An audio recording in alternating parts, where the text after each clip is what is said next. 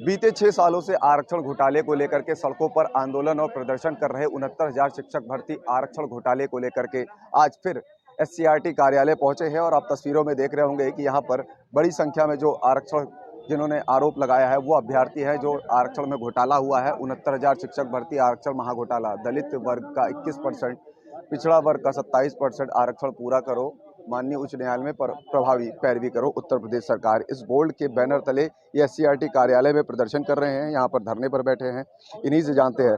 अब इसमें जो चर्चा का विषय है, देखिए ये अब आप देखिए कि ये जो बोर्ड है, आप तस्वीरों में देख रहे होंगे कि योगी जी मेरी मम्मी को नौकरी दे दो, और ये छोटा बच्चा है जो यहाँ पर बैठा हुआ है इस पोस्टर बैनर के साथ, और ये इस बात को बता रहा है कि मम्मी को नौकरी दो। क्या नाम है आपका? मैं धनंजय गुप्ता देवरिया से। हमारी सिर्फ पहचान बन गई है कि हम आंदोलनकारी हैं, जबकि हम सरकार के और सिस्टम के सताए हुए लोग हैं। जहां 6 साल पहले से हमको जो है पठन पाठन विद्यालय में करना चाहिए, आज हम पिछड़े और दलित होने का भुगतान कर रहे हैं। जहां पिछले ही डेट पे अभी माननीय सुप्रीम कोर्ट में सरकार के तरफ से सरकारी अधिवक्ता 5-4 पेज का डोजियर 4 पन्ने के लेके जाती हैं, कहते माई लॉर्ड मुझे 6 सप्ताह का समय दीजिए।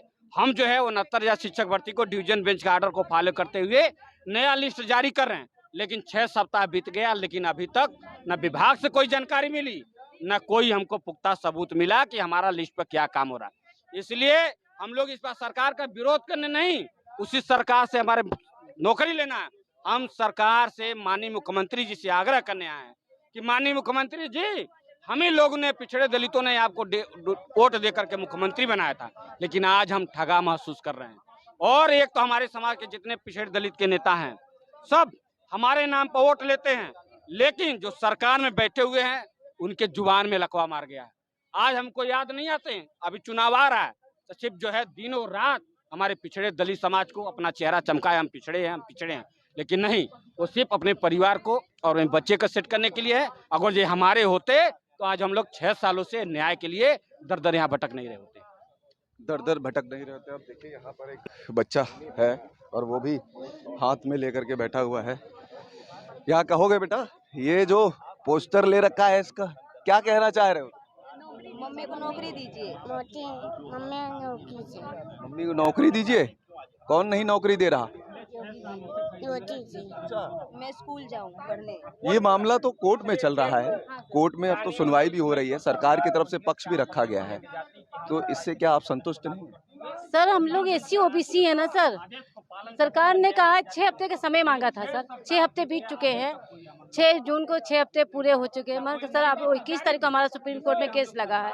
6 हफ्ते बाद उन्हें कहा था कि लिस्ट विजिट करके हम कोर्ट में सर समय प्रस्तुत करेंगे सर, मगर 6 हफ्ते बीत चुके हैं सर, मगर फिर भी हिला वाली कोई कार्य नहीं हो रहा इस पे। कहीं कहीं दूर तक कहीं कुछ नहीं दिख रहा है सर। आज हम लोग को एनसीईआरटी पे आए, पूछना चाहते हैं अधिकारियों से कि अधिकारी क्या कर रहे हैं, क्यों गूंगे बहरे बने, किसके लिए गूंगे बहरे बने हैं? क्या हम लोग इंसान नहीं है? एससी ओबीसी इंसान नहीं है? क्यों नहीं न्याय करना चाहती है? हम योगी जी से कहना चाहेंगे कि क्या गलती है हम लोग की, क्या कारण है कि आज हम लोग सड़कों पर भटक रहे हैं, सड़कों पर भटक रहे हैं।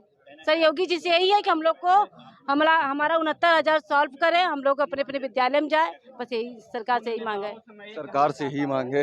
अब तो कोर्ट में भी पैरवी हो रही है, तो फिर बैठने की क्या जरूरत आपको? नहीं तो कोर्ट में पैरवी हुई थी। पिछली हियरिंग हमारी 26 मई 2026 को हुई थी, अरे 19 मई 2026 को हुई थी। 19 मई को कहा गया था कि हम 6 वीक्स में हम लिस्ट को कंप्लीट करके सही,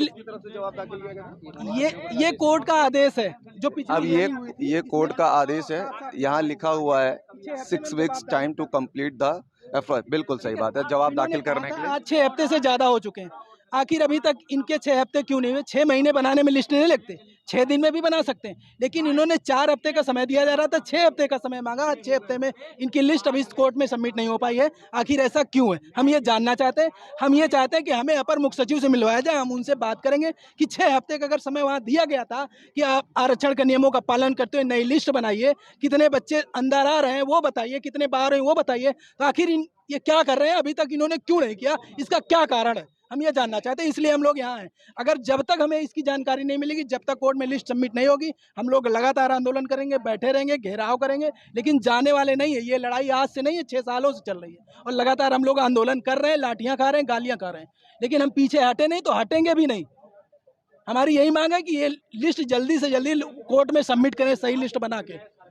जी बिल्कुल, ये पीछे नहीं हटेंगे जब तक सरकार जो लिस्ट सबमिट नहीं करती है। आखिर क्या वजह है कि सरकार जो 6 हफ्तों में कहा गया था कि लिस्ट सबमिट करने के लिए, और 6 महीने बीत चुके हैं, सरकार की तरफ से लिस्ट क्यों नहीं सबमिट की जा रही है?